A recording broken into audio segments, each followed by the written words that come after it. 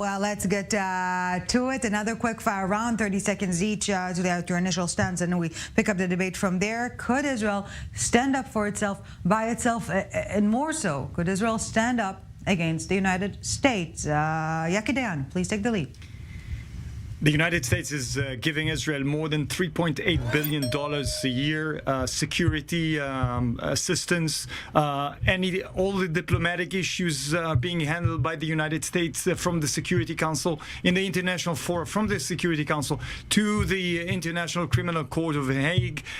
We are having economic cooperation, intelligence cooperation. I think that this is not only the strongest and the best strategic ally that we have, but the only one. So we have to take into consideration fulfilling and reaching the goals that the Prime Minister himself set, Iran, and expanding the Abraham Accords. Okay, Josh Hasten, your thoughts?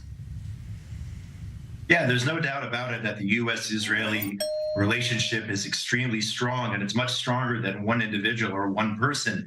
But again, it's completely unacceptable that this administration is putting pressure on Israel in regard to, it isn't even in regard to judicial reform. That's really the guise. That's really the excuse. What we're talking about here is people who do not want to see Prime Minister Netanyahu and the right wing in power. And this was the perfect opportunity to seize upon that belief that Netanyahu should not be the head of the state of Israel. And that is where President Biden and his team are. Boy, do I miss the days of Ambassador David Friedman, I'll tell you that. I'm sure David Friedman misses the day of Ambassador David Friedman as well. Yeah, Joe Rubin, you didn't speak. Sorry. Take the lead. Take the floor. That's okay. I should also mention Ambassador Friedman opposes these judicial reforms. So let's just mention that. But what a disaster it would be if the United States and Israel were to have a break. As an American Jew, my personal connection and commitment to Israel is lifelong. And the United States and Israel, we share common values. And that's what this is all about. Ultimately, this is about a partnership that goes beyond individuals, goes to the depth of who we are as people and our values. A break would be disastrous for Israel. It would be disastrous for the United States and the American Jewish community. But, gentlemen, let's please feel free to respectfully interact. Of course, Hasten, is it a wake-up call of sorts for Israel to become less reliant on its best friend in the world, or should it protect it at all costs? It's not protected by all costs, and Israel is a strong country, but no doubt that in order to reach the goals that Netanyahu himself set, fighting Iran, expanding the Abraham Accords, and having a strong, vibrant economy here in Israel, we need the United States. And it's not that we have to do whatever the United States say, but when they do say and when they do intervene, this is for the good of the state of Israel. So we have to listen carefully. And I heard what Josh was saying.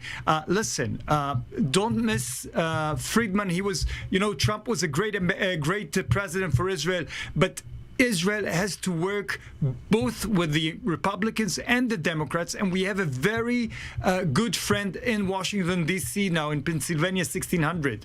And we have to know to work with Biden as well. He doesn't want to take Netanyahu. He doesn't want to see Netanyahu out. He was respecting the elections. The only thing that Biden wants to see is a democratic, vibrant Israel. He's a very good friend of Israel, and we have to treat him like that, because we might not see in the near future such a friendly democratic president. And by the way, just to mention that the current U.S. ambassador to Israel, Thomas Nides, also with a very deep, unique connection to Israel, and he suggested only a short days ago that an invitation is fast approaching. I do want to take a different angle or bring in a different angle to our discussion.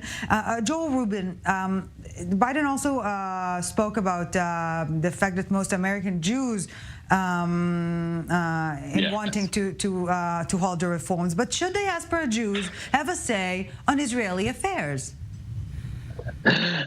Well, look, my mother, who's a lifelong pro-Israel committed Jewish woman, is very concerned. Yes, of course we should.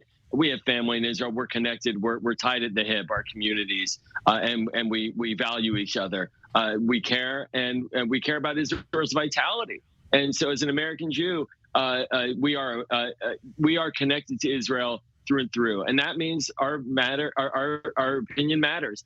And I think there is a shift, though, and I think to the general's point, look, American Jews historically have deferred to the elected government of Israel, period, and whatever it says goes, and that's pro-Israel.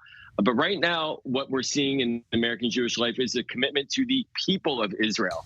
And the people of Israel are speaking. It's a very broad, dynamic coalition across all sectors of Israeli society. We're connected people to people. We have cousins. My cousins span the political spectrum in Israel. And this support for the people of Israel, the state of Israel, the community of shared values, that's what we're talking about. When you see this criticism, it comes from a place of care and concern. And it's also worth noting that 3/4 of American Jews tend to vote Democratic. And this matters to the base of the Democratic Party. We are, in many ways, the strength for Israel in the Democratic Party. And we need to be able to feel like we're actually being heard. Yes, but briefly, because I want Josh to... before going to Josh, maybe, you know, there are only 15 million Jews in the world, less than in 1939. And most of them live in two centers. Most of them live in the state of Israel, and the other half lives in the United States. And we don't have a privilege of losing any Jew now because we are only 15 million. So we have to embrace and we have to listen very carefully to what the Jews in the United States say, because they are part of the family. Okay. Yes, Josh, wrap it up for us, please.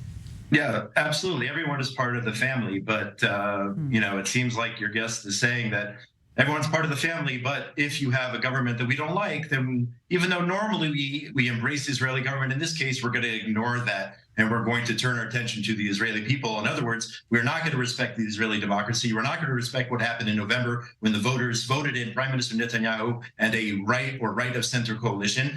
In this case, it seems that your guest is saying, and we're not going to accept it, and that is, you know, that's despicable. And the comments made by Biden, you know, look, Israel is, we know this. Somebody coined the phrase, Israel is the biggest U.S. air carrier in the Middle East. We know we're great friends, and again, I said it before, it extends way past one administration. We survived the Obama administration, which was an absolute disaster. We survived the Clinton administration, where we got the Oslo Accords, and we had Jewish blood flowing in the streets as a result of those hideous Oslo Accords and everything that was resulted from them. You know, the Obama administration created. They have to respect the Israeli democracy, and he's not willing to do that. I served in the Obama administration. Josh, the Obama administration created the Iron Dome that has saved. It has saved Israeli lives. The Iron Dome system, commissioned by Barack Obama. Gentlemen, one matzah ball, two matzah balls. It's the same bowl of soup. On that note, thank you very much, Aki D'Angelo, Thank you so much. Josh Hasten. 2 minutes, and we're back.